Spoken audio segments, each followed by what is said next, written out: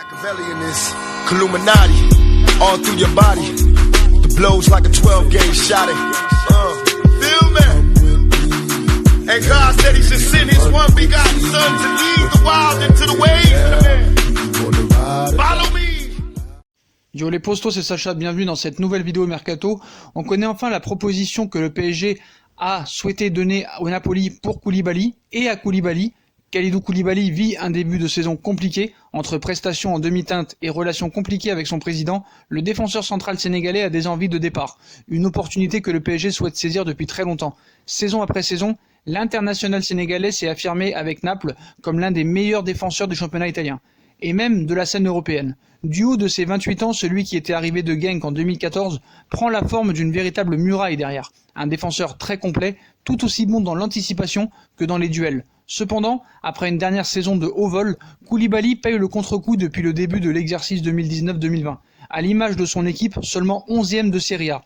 Si Naples avait refusé bon nombre d'approches de cadors européens lors de ses derniers mercatos, la donne a changé aujourd'hui. En effet, le sulfureux président napolitain Aurelio De Laurentiis est désormais ouvert au départ de Kalidou Koulibaly et réclame 75 millions d'euros pour libérer son joueur. Loin des 100 millions d'euros annoncés l'été dernier, de son côté, le rock napolitain a exprimé ouvertement son envie de quitter Naples à la fin de la saison. Une opportunité que le PSG souhaite saisir. Le PSG est prêt à offrir 12 millions d'euros net par an à Koulibaly. Comme on l'avait révélé il y a quelques semaines, le PSG est revenu aux nouvelles concernant le défenseur de Naples.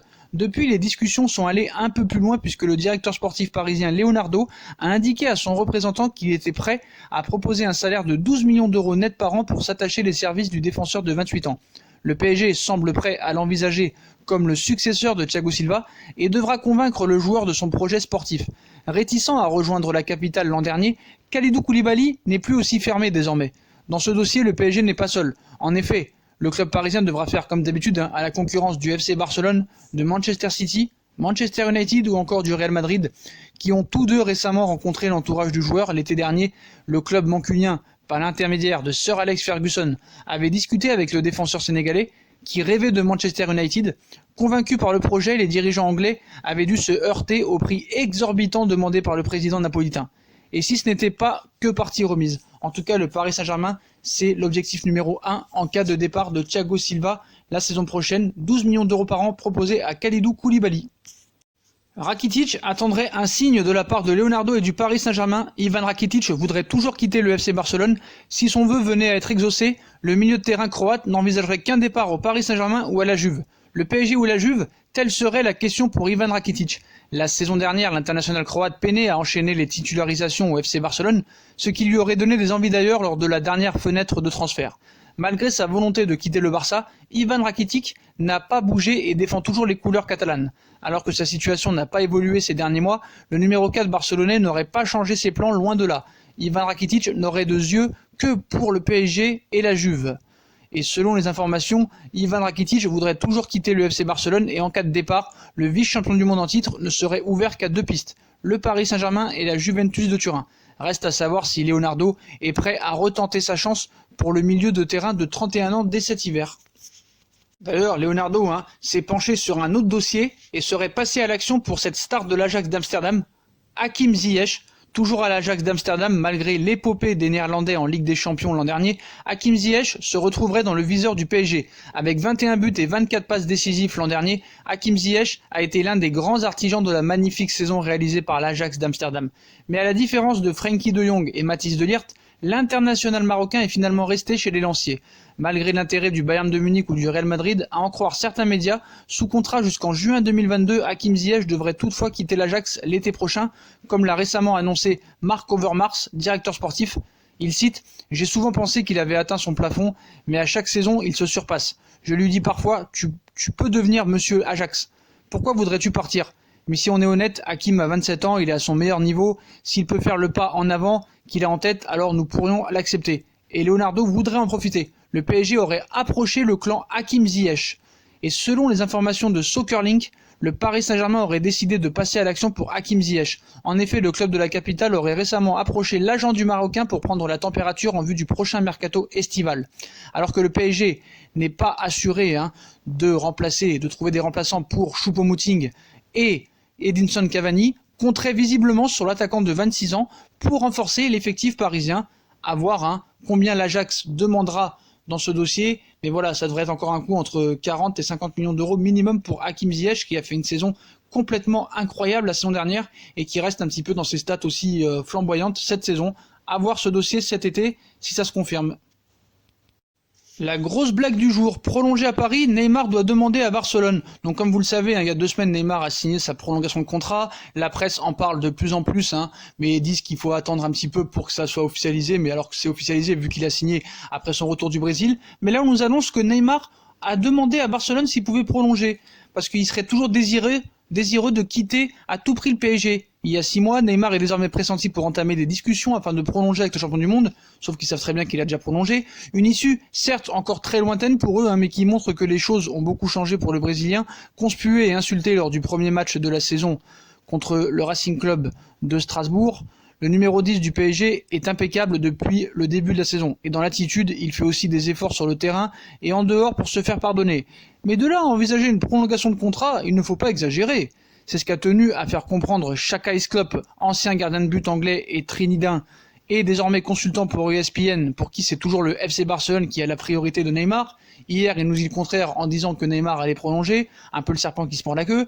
Il cite « Le club va forcément essayer de prolonger le contrat de Mbappé, car tout le monde sait que le Real Madrid le veut. Il va commencer à faire le forcing pour le récupérer, l'été prochain ou celui d'après. Alors peut-être que Neymar voit une porte s'ouvrir et se dire qu'il peut devenir le roi de Paris, comme il pensait l'être en arrivant s'il prolonge et reste au Parc des Princes.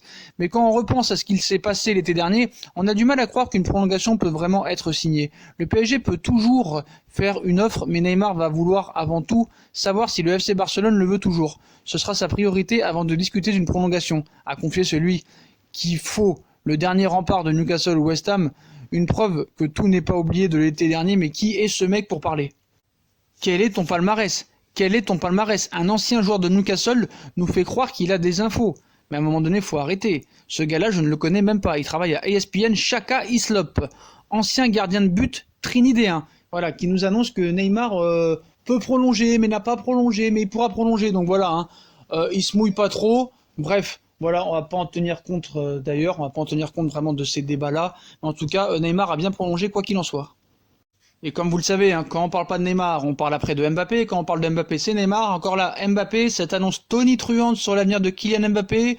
Grand objectif du Real Madrid. Kylian Mbappé semble promis au Real Madrid. À en croire Julien Lorenz, journaliste d'ESPN. Kylian Mbappé devrait prochainement se retrouver au cœur d'une énorme bataille entre le PSG et le Real Madrid. Le club parisien tentera de prolonger le bail de son attaquant qui prend fin en juin 2022, tandis que les Madrilènes souhaitent en faire leur futur galactique. Et à en croire les informations de Julian Lorenz, spécialiste du football français pour ESPN, à court terme, Kylian Mbappé rejoindra le Real Madrid. Mbappé au Real, cela va finir par se faire. Ça me fait mal de le dire, mais c'est une possibilité évidemment. Il y a de grandes chances que cela arrive cet été. Le PSG travaille dur pour essayer de faire signer un nouveau contrat à Mbappé. Ils savent qu'en faisant ça, ils assurent de sa présence, pour une année supplémentaire au minimum.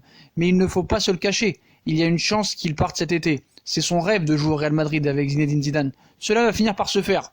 Donc qu'est-ce qu'il veut dire quand il dit « cela va finir par se faire » ? Dans 5 ans, dans 4 ans, dans 3 ans, dans 2 ans, dans 1 an, cet été, voilà, lui aussi il se mouille pas encore une fois, il nous dit cet été, peut-être l'année prochaine, donc voilà, n'importe qui peut dire des choses pareilles. Voilà, quoi qu'il en soit, peut-être qu'un jour Mbappé ira au Real, en tout cas ce sera pas avant 2022 ou 2023, soyez-en sûrs.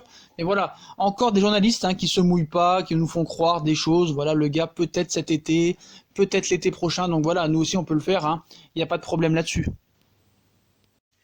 Et on va finir cette vidéo mercato par vraiment le feuilleton de l'hiver, nouvelle avancée majeure dans le dossier Eriksen, alors que des intermédiaires de Tottenham essaient de trouver une solution pour Christian Eriksen, les Londoniens et l'Inter de Milan pourraient trouver un terrain d'entente à hauteur des 16 millions d'euros plus des bonus.